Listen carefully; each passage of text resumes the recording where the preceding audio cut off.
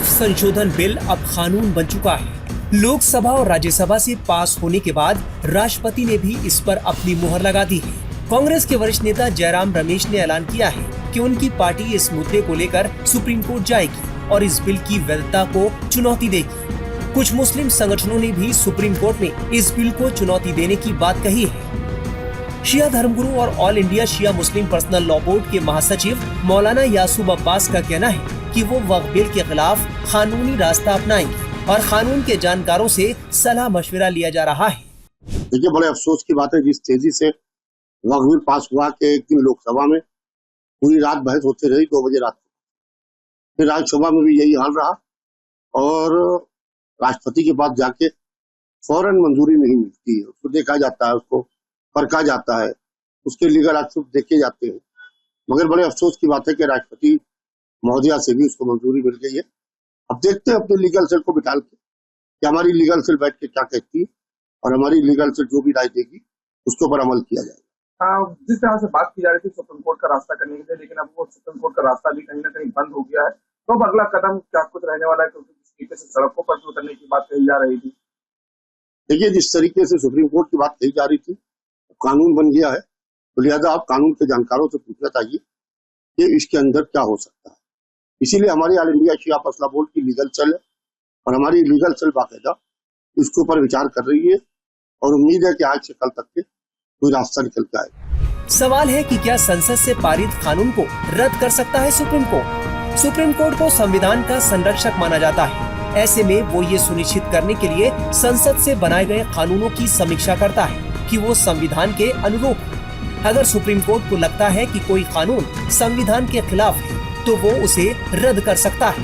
हालांकि संसद को संविधान में संशोधन करने की शक्ति हासिल है, लेकिन वो संविधान के मूल ढांचे को नहीं बदल सकती है। आमतौर पर संसद से किसी भी पारित कानून को सुप्रीम कोर्ट रद्द नहीं कर सकता है। वहीं बीजेपी नेता और राज्यसभा सांसद गुलाम अली खटाना का कहना है कि all India Muslim personal law board Congress के झांसे में न आए। वक्फ संशोधन बिल का विरोध करने वालों से खटाना ने क्या कहा, सुनिए। सुप्रीम कोर्ट देश का, हमारे का डेमोक्रेटिक रिपब्लिक का बड़ी अदालत है, कोई भी जा सकता है। जी, ऑल इंडिया लॉ बोर्ड ने भी राष्ट्रपति मुर्मू से मिलने का समय मांगा है तत्काल विषय पर, इसको लेकर मैं मुस्लिम पर्सनल लॉ बोर्ड से अपील करूंगा कि आप कांग्रेस, तृणमूल कांग्रेस, सपा के उसमें झांसे में मत आइए। सपा के चीफ ने जो मुसलमानों ने यूपी ने कितने एमपी दिए सपा को, समाजवादी पार्टी को।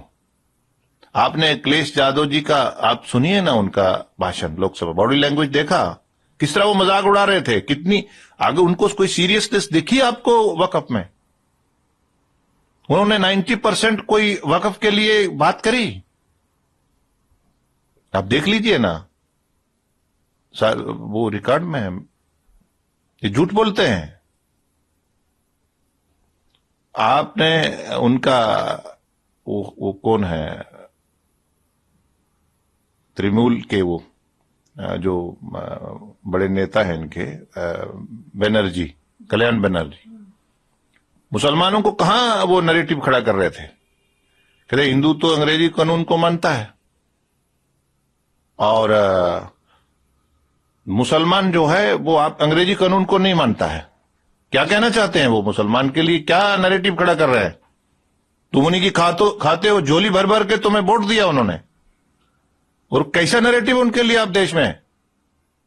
आप मुसलमान को पहले आपने बैकवर्ड रखा, फिर माफिया के साथ जोड़ा, फिर आपने डॉन के साथ जोड़ा, फिर आपने टेररिस्ट के साथ जोड़ा, अब उसको कहां जोड़ रहे हैं आप? मुसलमान जो है वो देश से मोहब्बत करता है। हम जिस देश का नमक खाते हैं उसके लिए हम खून देने वाले लोग हैं। ये बदनाम कर रहे हैं हमें। इस विधेयक के पारित होने के बाद सर प्रदर्शन भी शुरू हो गया है। इम्फाल, मणिपुर में भी प्रदर्शन हुआ है। सर, वक्फ संपत्ति की स्वायत्तता पर इसके प्रभाव के बारे में चिंता व्यक्त की जा रही है, इस पर क्या कहेंगे आप? नहीं, उन्होंने देखिए, हमारे पास पहले नहीं नंबर था क्या? पिछले साल हमारे पास नंबर था। हम कितने स्टेक होल्डर्स को मिले, कितनी तरमीमें लाई। ये कहते डीसी कलेक्टर नहीं होना चाहिए। तो कलेक्टर नहीं होना तो आपका सर्वे कमिश्नर उसके सामने खड़ा क्यों नहीं हुआ? क्यों बीमार जानवर बन गया 95 एक्ट आपका? आप कौन होते हैं कि मुसलमानों को वक्फ की उसको पवित्रता को खराब करने वाले? किसी की जमीन में झंडा गाड़ देंगे आप? ये साजिश से उन्होंने ऐसी 13 और इसमें लाई थी ताकि वक्फ जो है वो कोर्ट कचहरियों के चक्कर में ही घूमता रहे और मुसलमान जो है हम अपील करते रहे, हमें वोट देते रहे और प्रैक्टिकली इनको कोई वक्फ का लाभ ना हो। हम जो बात करते हैं डंके की चोट पे करते हैं। वहीं जमात इस्लामी हिंद भी वक्फ बिल के खिलाफ कोर्ट का दरवाजा खटखटाने की बात कह चुका है। जमात इस्लामी हिंद ने वक्फ बिल को असंवैधानिक करार दिया है। देखिए जब भी ऐसा हुआ है भारत के इतिहास में कि कोई कानून ऐसा बना है जिसके बारे में लोगों को ये महसूस हुआ कि ये संविधान के खिलाफ है, ये हमारी आज़ादी के खिलाफ है, ये हमारी फंडामेंटल राइट्स को चोट पहुंचाने वाला है, तो कोर्ट का दरवाज़ा खटखटाया गया है हमेशा। इससे पहले भी हुआ है, कई कानूनों में हुआ है और हम समझते हैं कि ये जो लाया गया है बिल, इसमें तो इसकी पूरी गुंजाइश है और मुझे लगता है कि एक फ्रंट जो है वो लीगल फ्रंट है जिसके ज़रिए से हम इस कानून को आगे बढ़ने से हम रोक सकते हैं। और हमें उम्मीद है कि अगर सुप्रीम कोर्ट सारे दलाइल को अगर ईमानदारी से सुनेगा तो यकीनन हमें उम्मीद है कि इस कानून को रोका जा सकता है। तो एक पहलू इसका लीगल है, दूसरा पहलू पॉलिटिकल है इसका।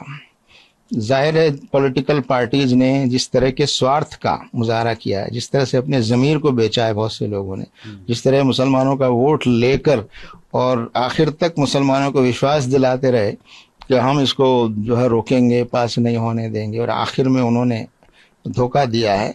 तो ये सारी चीज़ें एक्सपोज हो गई हैं और जाहिर है कि उसका जो पॉलिटिकल खेल और धोखा हुआ है, जाहिर है उसके लिए भी मुसलमान सोचेगा कि इसको कैसे पॉलिटिकली ऐसे लोगों को कैसे सज़ा दी जाए, ऐसे लोगों को कैसे सबक सिखाया जाए, इसकी स्ट्रेटजी बनेगी। तीसरा ये कि पब्लिक में जाना, डेमोक्रेसी में पब्लिक असल चीज़ है कि अगर आप पब्लिक को मोटिवेट करते हैं, मोबिलाइज करते हैं, समझाते हैं पब्लिक को कि ये कानून देश के हित में नहीं है, ये कानून समाज के आपसी भाईचारे के माहौल को बिगाड़ने वाला है, इसके कानून बनने के बाद डिस्प्यूट बढ़ेंगे, झगड़े बढ़ेंगे, क्लेम्स बढ़ेंगे और वक्फ की जायदादों पर जो कब्जे पहले से मौजूद हैं वो कब्जे खाली नहीं हो सकेंगे और जहां कब्जे नहीं है वहां कब्जे करने की कोशिश करेंगे दूसरे लोग।